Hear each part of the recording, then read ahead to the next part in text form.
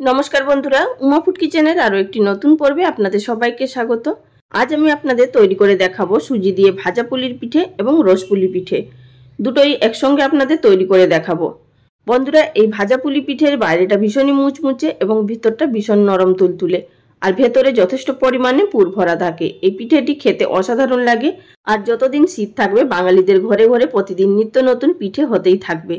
আরও এক ধরনের পুলি পিঠে, যেটা কি নলেন গুড়ের রসের সাথে ভেজানো থাকবে, যেটা রস পুলি। বাইরে থেকেও যেমন নরম তুলতুলে, ভেতর থেকেও ঠিক ততটাই নরম তুলতুলে, আর খেতে ভীষণই সুন্দর, মুখে দিলেই একেবারে মিলিয়ে যাবে। চলুন বন্ধুরা, শুরু করা যাক আমার আজকের এই ভিডিওটি। সবার প্রথমে আমরা পিঠের জন্য পুর তৈরি করে নেব। তার জন্য গ্যাস ওভেনের উপরে একটি প্যান বসিয়ে আমি এর মধ্যে দিয়ে দিলাম 100 গ্রাম পরিমাণ গুড়। এখানে আমি পাটালি গুড় ব্যবহার করছি, আপনারা চাইলে নলেন গুড় বা খেজুর গুড় অবশ্যই ব্যবহার করতে পারেন। গুড়টা দিয়ে সামান্য পরিমাণ জল দিয়ে এইভাবে গলিয়ে নিলাম। তারপর আমি এর মধ্যে দিয়ে দিচ্ছি একটা মাঝারি সাইজের নারকেলের অর্ধেকটা। এখানে আমি হাফ মালা ব্যবহার করেছি, তাই গুড়ের পরিমাণটাও কম ব্যবহার করেছি।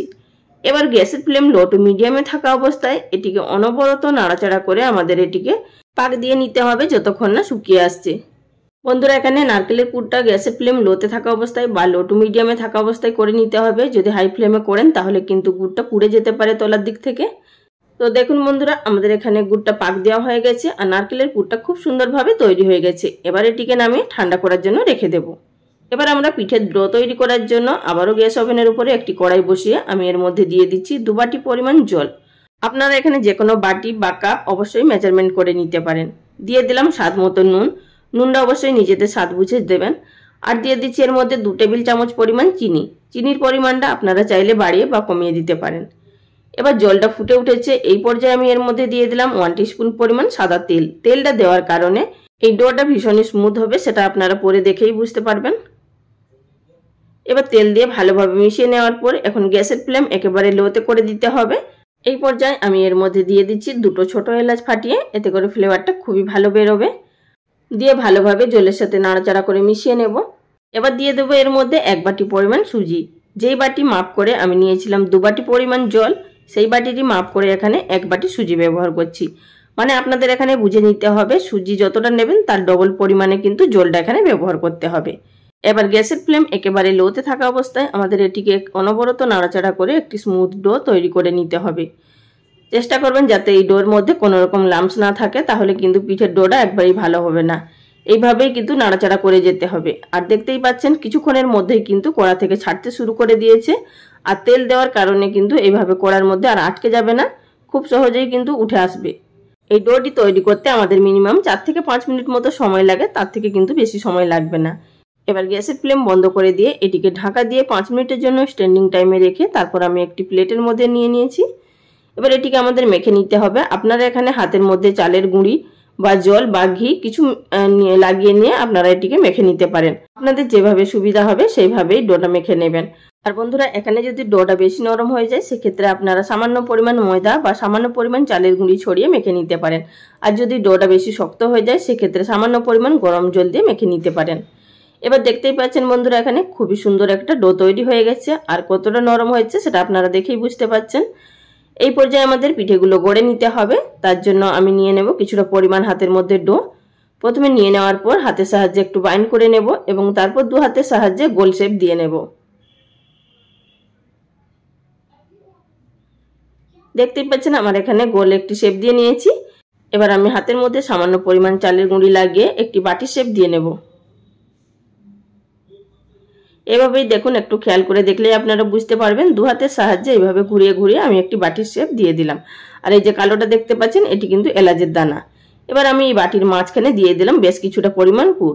এখানে আপনারা নারকেলের পুরটা পরিমাণ বুঝে দেবেন, খুব বেশি দেবেন না আবার খুব কমও দেবেন না। এবার 2টো আঙ্গুলের সাহায্যে এইভাবে চেপে চেপে মুখটাকে খুব ভালোভাবে সিল করে দিতে হবে যাতে করে পিঠেটা খুলে না যায়। এবার আমি একটি এখানে সাধারণ ডিজাইন দিয়ে দিচ্ছি। দেখে আপনারা নিশ্চয়ই বুঝতে পারছেন এই ডিজাইনটা কিন্তু ভীষণই সোজা। আপনারা এখানে আপনাদের পছন্দ মতো যে কোনো শেপ অবশ্যই দিয়ে দিতে পারেন। এখানে আমার একটি পিঠে তৈরি হয়ে গেল। একই রকম পদ্ধতিতে আমি আপনাদের আরও একটি ডিজাইন তৈরি করে দেখিয়ে দিচ্ছি বা একটি পিঠে গড়ে দেখিয়ে দিচ্ছি। আপনাদের যেমনভাবে সুবিধা হবে আপনারা ঠিক তেমনটাই করে নিতে পারেন। আর বন্ধুরা এছাড়াও আমার চ্যানেলে প্রচুর নতুন নতুন পিঠের রেসিপি আপলোড করা আছে, আপনারা চাইলে অবশ্যই দেখে নিতে পারেন। আশা করছি আপনাদের সেই সমস্ত রেসিপিগুলো দেখার পর ভালো লাগতে পারে। দেখুন বন্ধুরা, আমার এখানে আরও একটি পিঠে গড়ে নেওয়া হয়ে গেল। এই ডিজাইনটাও কিন্তু ভীষণই সোজা। একই রকমভাবে বাদবাকি সমস্ত পিঠেগুলো গড়ে নিয়ে আপনাদের সামনে ফেরত এসেছি।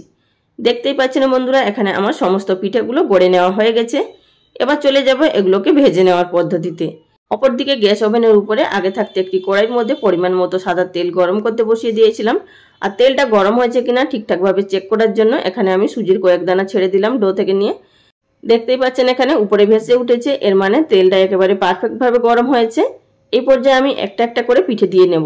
তবে কিন্তু এই পর্যায়ে গ্যাসের ফ্লেম লো টু মিডিয়ামে করে দিতে হবে। প্রথমে আমাদের হাই ফ্লেমে তেলটাকে খুব ভালোভাবে গরম করে নিতে হবে, তারপর কিন্তু পিঠেগুলো ছাড়ার সময় গ্যাসের ফ্লেম লো টু মিডিয়ামে করে দিতে হবে। এখানে যতগুলো পিঠে ধরছে প্রথম বেচে আমি ততগুলো ভেজে নিচ্ছি। আমার এখানে মোট 3টে বেচে পিঠেগুলো সমস্ত ভাজা হয়েছে। এবার যতক্ষণ না একদিকের কালারটা চেঞ্জ হচ্ছে ততক্ষণ অবধি ভেজে নিতে হবে। একদিকের কালার চেঞ্জ হয়ে যাওয়ার পর এগুলোকে ওপর দিকে উল্টে দেব। উল্টে দেওয়ার পরেও কিন্তু দুদিকটাকেই আমাদের উল্টে পাল্টে ভালোভাবে ভেজে নিতে হবে। তবে কিন্তু বন্ধুরা আমি এখানে খুব বেশি কড়া করে ভাজবো না, আপনারা চাইলে কড়া করে ভেজে নিতে পারেন। কড়া করে যদি বেশি ভাজেন তাহলে কিন্তু উপরটা বেশি মুচমুচে হবে, আর যদি একটু কম করে ভাজেন তাহলে উপরটা একটু নরম হবে। আমি মাঝারি কালার করে ভেজে নিলাম। একই রকম পদ্ধতিতে আমি বাদবাকি বেচগুলোও ভেজে নেব।